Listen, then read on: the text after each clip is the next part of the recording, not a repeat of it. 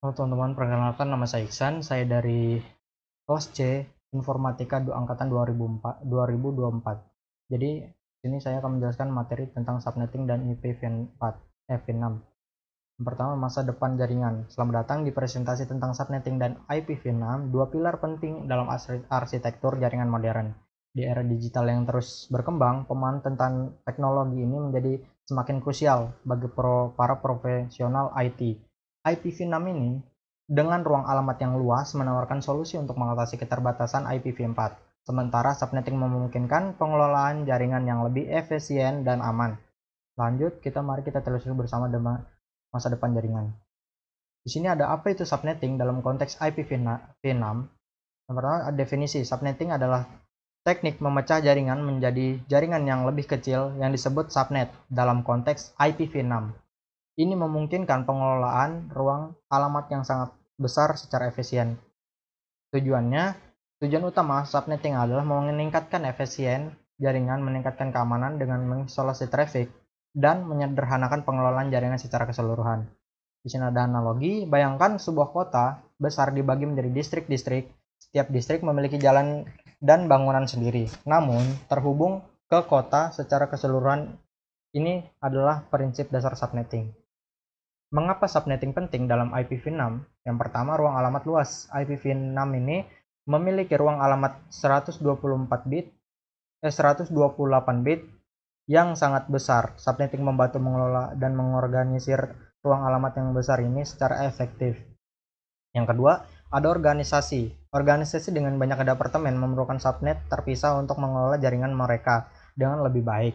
Misalnya, Departemen Keuangan dan Pemasaran mungkin memiliki subnet terpisah. Tiga, ada keamanan. Subnetting memungkinkan isolasi traffic antar subnet, mengurangi resiko penyebaran ancaman keamanan. Jika salah satu subnet terinfeksi, subnet lain tetap aman. Di sini ada struktur alamat IPv6. Formatnya, alamat IPv6 terdiri dari 8 kelompok heksadesimal dipisahkan oleh titik 2. Contohnya seperti yang di bawah ya teman-teman. Di sini. Nih. Aduh. Oke. Di sini prefix jaringan. Network prefix mengidentifikasi jaringan tempat perangkat berada. ID antarmuka atau interface ID mengidentifikasi perangkat dalam jaringan tersebut. Di sini ada notasi CIDR. Notasi CIDR ini digunakan untuk menunjukkan ukuran prefix jaringan. Misalnya 64 per 64. Ini penting untuk subnetting karena menentukan jumlah alamat yang tersedia dalam subnet. Di sini ada subnetting dengan IPv6. Di sini ada konsep dasarnya, di sini ada gambarnya. Di sini ada router, switch, dan juga komputer-komputer yang terhubung oleh jaringannya. Ini ada prefix jaringan menentukan ukuran subnet. Prefix yang lebih pendek menciptakan subnet yang lebih besar, sementara prefix yang lebih panjang menciptakan subnet yang lebih kecil.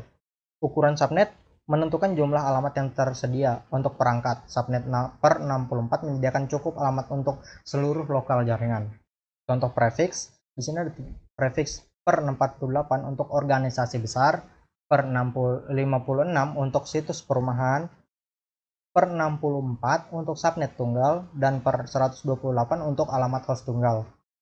Teknik subnetting contoh sederhana seperti ini. Mulai, Anda memiliki per 48 dan ingin membagi menjadi beberapa subnet per 64. Tentukan jumlah subnet yang Anda butuhkan, misalnya 16 subnet. Lalu dihitung prefix yang sesuai. Karena Anda membagi 48 menjadi 64, Anda menggunakan 16 bit untuk subnetting. Contoh kenapa kita mendapatkan 16, karena 64 dikurang 48. Setiap subnet akan memiliki 2 pangkat 64 alamat. Konfigurasi router atau switch dengan alamat IPv6 dengan prefix yang sesuai setiap subnet. Misalnya di sini ada contoh bilangan heksadesimal ya. Ini sampai 2000 d bla bla bla bla 6 per 64 dan seterusnya. Ini ada contoh gambarnya ya teman-teman. Di sini keuntungan IPv6 dibandingkan IPv4. Yang pertama, ruang alamat. Ruang alamat IPv6 jauh lebih besar dibandingkan IPv4. Mengatasi masalah kehabisan alamat, ini memungkinkan pertumbuhan jaringan yang tak terbatas. Konfigurasi. IPv6 mendukung auto konfigurasi yang memudahkan pengelola jaringan. Perangkat dapat secara otomatis mendapatkan alamat konfigurasi tanpa harus tanpa harus konfigurasi manual. Yang ketiga ada keamanan IPv6 yang ditingkatkan dengan IPsec terintegrasi ini menyediakan enkripsi dan autentikasi untuk komunikasi jaringan. Yang keempat ada NAT. IPv6 tidak memerlukan NAT, Network Address Translation, dalam banyak kasus mempermudah koneksi end-to-end. Ini meningkatkan kinerja dan mengurangi kompleksitas jaringan. Di sini ada auto konfigurasi, yaitu ada SLAAC, Stateless Address Auto Configuration, memungkinkan perangkat secara otomatis mendapat alamat IPv6 tanpa DHCP. Di kedua ada router advertisement atau RA dikirim oleh router untuk mengumumkan prefix jaringan dan informasi auto konfigurasi lainnya. Di sini di bawahnya ada RS atau router solicitation dikirim oleh perangkat untuk meminta RA dari router. Ini mempercepat proses auto konfigurasi. Di sini ada implementasi subnet IPv4. Yang pertama ada gunakan alat seperti IP kalkulator atau kalkulator IPv6 online membantu menghitung subnet dan prefix yang sesuai. Yang kedua ada konfigurasi router atau switch Anda dengan alamat IPv6 dan prefix yang sesuai untuk setiap subnet.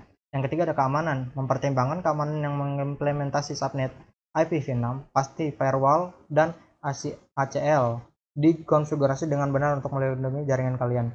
Di sini ada kesimpulan dan langkah selanjutnya. Yang pertama ada eksperimen, kedua terapkan dan pelajari.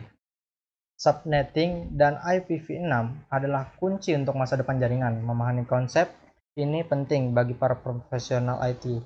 Ada banyak sumber daya dan referensi yang tersedia untuk mempelajari lebih lanjut. Saya sangat mengajak Anda untuk bereksperimen dan menerapkan IPv6 dengan Anda sendiri.